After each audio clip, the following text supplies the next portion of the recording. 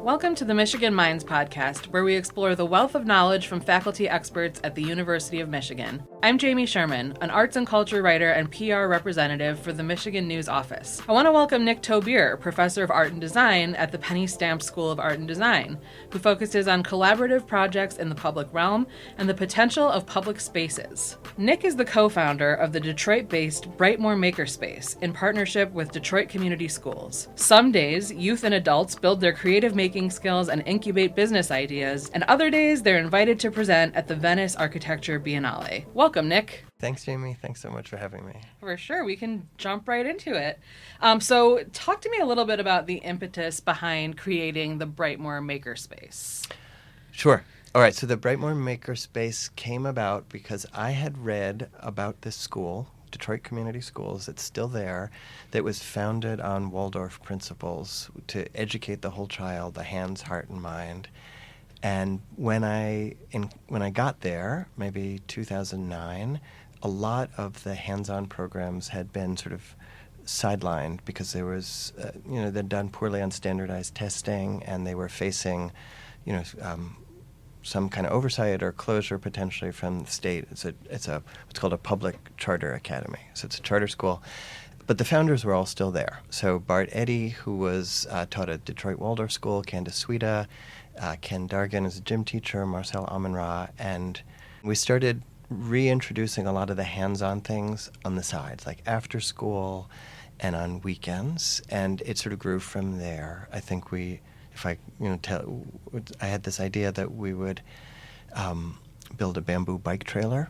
So I'd never built one before. I don't know why that was a good idea. But we had a bunch of kids who showed up. We had bamboo and a hacksaw and a wrench. And the idea was we can use kid bikes and build this thing. We built it. It was really great looking. And at the end of this, girl, Erica Cross, who was an 8th grader, she said, what are we going to do next? And I really, at that point, hadn't thought of a next. I thought we were going to build the bamboo bike trailer. It's going to be fun. It's all over. And I realized that there were people who expected something else to happen. And now we're 16 years later, and a lot has happened. So we grew from program that had been marginalized to our own building, to thinking how can we engage more of the hands-on skills that were really clearly captivating. A lot of the kids that we would get who would come to us were sort of classified either as learning disabled or discipline problems, but it's just they couldn't sit still. So to recognize that fidgetiness is part of being a kid and also being a 14-year-old boy, and you have to move your body around. We grew from, as I said, like the hallway to getting to use a classroom, to a building that was on the campus of the school, a 3,200 square foot former Ford garage that is still running and still an amazing spot. So cool. So what are some of those skills that they get to use at the Makerspace, and then what are they primarily working on? Oh, excellent. So we are in some ways at times what I would describe as militantly low tech. People always try and give us a 3D printer, and we usually don't want it because it's going to jam and the filament costs a lot. And the times we've had it, everybody just makes a cell phone case. So we do a lot with our hands. We do a lot with power tools, honestly, like things that you could chop your fingers off if you wanted to. But fairly, in some ways, straightforward dimensional lumber. So we build a lot of furniture. We build some living edge tables. We upcycle fashion right now. So there's a lot of tie-dyeing, screen printing, jewelry.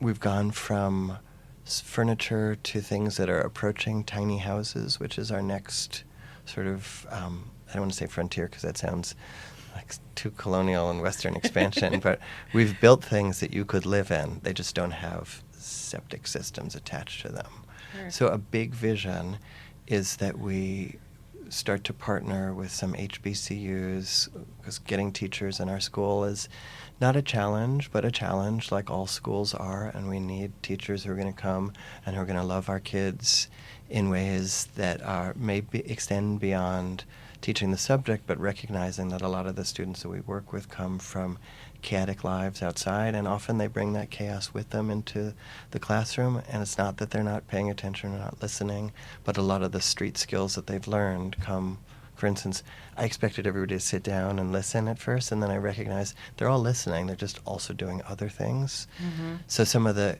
although we build furniture, and we do a lot of woodworking, I always say we're not training woodworkers, but we're building creative confidence so that if you use a chop saw for the first time, it's something you were scared of, you think, oh, it's possible. I can do something that I didn't think was possible, and then what do I want to do with my life rather than what am I left with, because that's what's open to me. Right. That would be really empowering, I would imagine. It's amazing. If you come, you will be amazed at I would say it's surprisingly quiet for having like 45 teenagers and power tools. And it's not quiet because we're telling people to be quiet. It's quiet because people are focused. Yeah. But there's a lot. We listen to music out loud and people talk, but it is intense. Wow. As far as creative confidence, I'm just curious, which way do the ideas flow as far as what the next project is going to be, or what do they get to propose ideas of things to do? Or the things are really great. Sometimes I'll show you some. Like we had this one a couple summers ago. We had an opportunity working with the city of Detroit, and we worked with the city of Detroit on a structure in a nearby park. And there are a number of buildings that are part of the Detroit Land Bank. So we did acquire through the Land Bank, and we operate a separate not-for-profit that owns now 10 parcels of vacant land adjacent to us. So we did kind of visions and models for what you would like to see in vacant land, and that's where I think I cut myself off working with HBCUs, hoping to recruit a new core of teachers who would live in this sort of grouping of tiny houses that we build with a studio, like a common workspace at its core right across the street. So right now we've stewarded those lots from overgrown places where people would dump things routinely, and you could see it happen every weekend. We'd come in and there were just piles of mattresses and construction debris. And so over the last few years, as we've transformed those lots into dumping sites, into a playground, a musical playground, a park with sort of a band shell, we started this kind of process of what would you like to see, a shoe store, a bakery. These are things that young people came up with. And one is this kind of home. I love this. D'Angelo came up with this thing. It's somewhere between an animal shelter and a pet store. So there are a lot of stray dogs in the neighborhood, often pit bull mixes, and the sort of distance between loving and animosity between a snarly dog and a good dog. So the idea would be to capture dogs that are causing problems and kind of rehabilitate them, and you'd adopt them. A lot of these things are somewhat far-fetched, but you start doing things, you think, oh, we built this thing that has a roof and I can walk into. So it's not just what can I make, and there are a number of things that are that we're calling currently the Brightmoor Marketplace that we have made recently from a lot of lumber, a lot of beautiful wood that we get donated. If a tree falls down in your yard, we'll come take it away, and then we can mill it down into useful lumber. We can make really beautiful sort of bougie cutting boards that are good for, in Ann Arbor we say they're charcuterie boards, and in Brightmoor they're cutting boards, but they're gorgeous. And we currently we're going to try and set up at the Ann Arbor Farmers Market at some point, the Artisans Market, but we've done quite well locally with those. So very cool.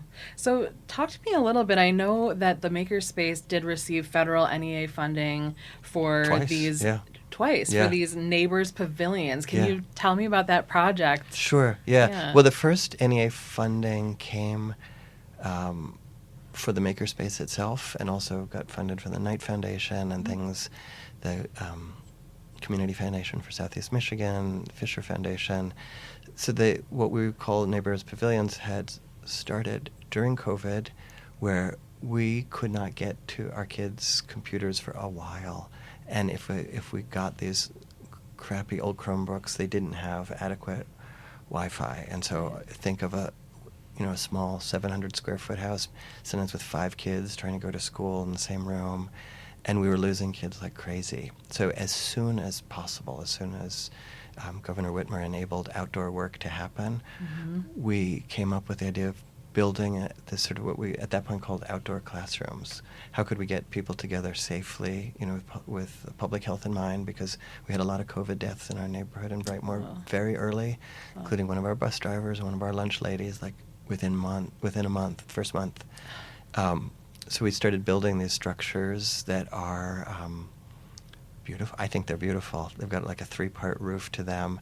And we started doing things at them. But just building, just being able to get together with people to do something live in person by May of 2020. So we built the first one in one of the vacant lots behind the Makerspace. We also built a lot of benches to bring to our kids we worked with and our neighbors so they could sit like outside their house and have conversations with people. And the first neighbors pavilions, there was that one, and then a giant one, a 900 square foot one at St. Suzanne's Community Action Center in the neighborhood, which maybe that one we got done the next year. That has been almost continuously programmed. Day camps, City of Detroit mayoral debates, a dinner church met there also during COVID, which is amazing. Actually, the pastor was at the pavilion and people were in their cars listening to the sermon. Oh. And then they would get a meal delivered to the cars. So we've built 5 of these throughout Brightmoor. They're all recognizable. It's the same structure with this 3-part roof. I'm super proud of that I designed something that is built in public and is still standing, all built, with young people who are paid, by the way. I want to make sure that everybody knows it's not free labor. And a number of STAMP students who have participated in those buildings.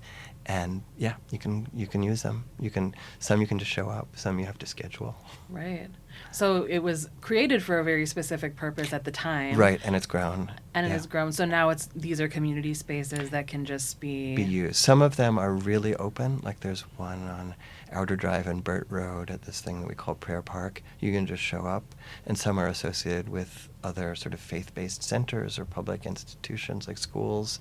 And you can pretty much show up. There's our first one, there's an amazing series of janky extension cords. And there's a guy who does what I would best describe as like free jazzercise. So he brings a boombox out there and he gives it his all, and people join him. I love that. Yeah. So then how did this Neighbors Pavilions project open the door for an invitation to present at the Venice Architecture Biennale? I know that was happening this summer into the fall. Yeah. I was walking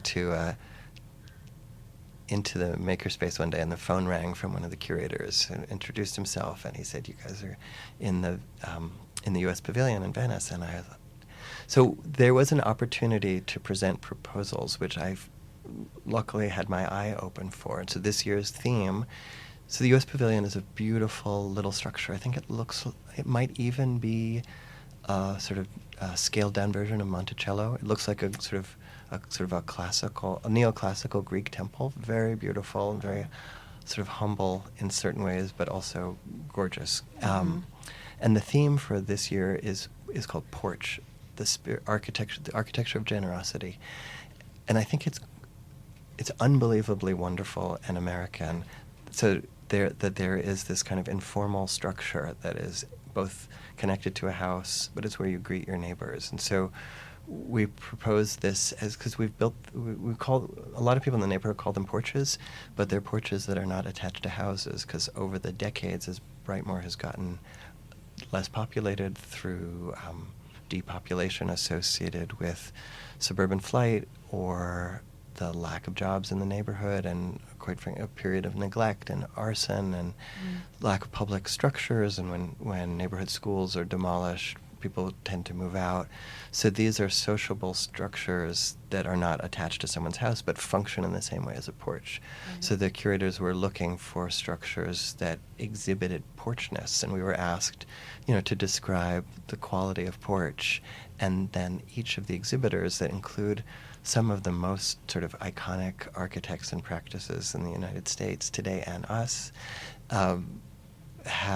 everyone has a window that is supposed to be a representation of the sort of the ideas of your project, but not a model of it. And I'm really proud that ours doesn't look like a model of ours, although I have been told that many of the installations do look like architectural models. Ours is definitely our own, and has, I could try and, should I try to describe it for a listening audience? Yeah. Okay. Please. So everyone has what's called a porch window, and ours from the outside on one half has an old casement window that resembles the casement windows in the older houses in Brightmoor, roughly built between the 1920s and 1950s.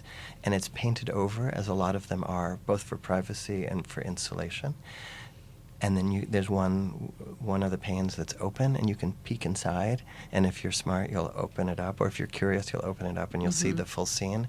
Adjacent to that window is what looks like a cross between a little chest of drawers and an apartment building. Okay. You peek into that, and there's a map of Brightmoor showing a street plan where there are vacancies and when there are houses. In the drawer, in one of the one remaining drawer, is a photo of the crew that built the structures. And when you open it up, there's a beautiful text, a line from a poem that one of our recent high school graduates, Perseus Skipper, wrote that said, 10 dreams for all to share. But the full text of the poem is in a video that you can access by QR code, and I'll give you the link to it. Great. In which Perseus recites the poem, and the young people walk out to our pavilion, and it is very moving to me because they're enjoying each other and they're enjoying the space that they built. So the full experience would be, if you don't do what I used to do and take a picture of a QR code with my phone, but follow the link and listen to the poem and watch the video, even for those of you who can't get to Venice. And I'm really excited that we'll get to go for the closing ceremony. Perseus, who's a softball player, poet, and freshman at Oakland Community College now, and Kaimon Griffin, who's a freshman at EMU, and I are going, and they'll speak. Maybe I'll say something, but I'm excited that they'll get to be there at the U.S. Pavilion at Venice. Yeah. Yeah. How did they react when they learned they were going to get to go be a part of this They've major international festival? There was a whole series of things, from getting to go on a plane, to getting a passport, to going to Italy. They've done a lot of research about Italy, Venice particularly. Getting the process of getting a passport, if you don't have a photo ID, is fairly complicated. And there are a lot of things that we take for granted that I've learned not to take for granted working with some of the brightest and most creative young people I've ever seen, who've made it despite the circumstances that might be stacked against them institutionally. But it is not easy to get an ID when you don't have one, and we did it. I almost felt like we'd completed the trip after getting it. But they really, that Perseus's voice rings through the pavilion on a regular basis as people watch the video is pretty amazing. And I'm looking forward to getting to experience this with them. For sure. So I'm just curious, your background and where you teach is at the Art and Design School, and then presenting at an architecture festival. What is that like for you, or do you work much in between those two disciplines? Yeah. No, I was a graduate student in landscape architecture. Okay. And so the design world is a big part of my practice and my understanding of myself and what I do, which I describe as sort of public construction. So the things that I build are more the scale of small architecture. Sometimes it's sculpture, but it's definitely, I feel lucky or happy to be able to straddle art and design worlds. Venice alternates between the architecture biennial and the art biennial. I think I'm probably more comfortable in the architecture world because the questions that I sort of tackle with or tangle with routinely in my work are sort of social and cultural, and are more, maybe in some ways, more based on daily use than the kind of phenomenal creativity that we often associate with work that's produced in a studio and exhibited that way. So it makes perfect sense for me. They have built a porch on the outside of this fairly formal neoclassical structure where what are called porch talks are held in Venice. So they've informalized a structure. I think it's very moving to me at this time where a lot of people think of the United States as an potentially unfriendly place, to introduce the design practices of the world as something that's inherently communal and social, and I feel really lucky that there's a resonance with the work that we've been doing together in Brightmoor and this exhibition this year. Absolutely. Well, just to wrap up, what's next for the Makerspace and what's next for you? The big thing is if we can pull off what we believe we can do, we know we can build a structure that's habitable. If we can figure out city codes and what it means to build maybe a collective septic system and get the permits to go from, it is zoned residential, and then to get the commitment of enough people who would live in these structures and devote themselves to a few years of teaching. We have examples of it that exist in Detroit with Cass Community Services. Reverend Faith Fowler helped construct a number of tiny house community, in some small part funded by David Lee Roth. I don't quite understand that relationship or where that came from, or if I'm even correct, but I think that's what she told me. And there is a sort of cultural hurdle to get over. We probably should stop calling them tiny houses. They're small houses, but when you walk into them, you don't feel that you're being punished. It's not a clubhouse, but it could be. So next is to figure this out and see if we can do that. Well, we'll have to do a follow-up interview then. I That hope to sounds invite you very all over. interesting. Yeah. Great. Well, thank you so much. Thanks so much for having me. Thank you for listening to this episode of Michigan Minds, produced by Michigan News, a division of the university's Office of the Vice President for Communications.